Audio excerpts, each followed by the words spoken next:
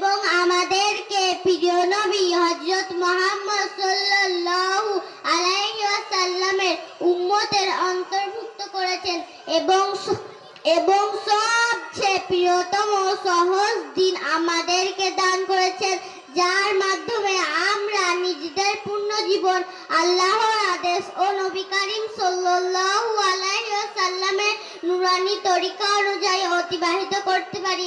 যদি আমরা দ্বীনের উপর চলি, তবে তার বিনিময়ে আমরা দুনিয়ায় উত্তম জীবন ও আখিরাতে চিরস্থায়ী জান্নাত প্রাপ্ত হব।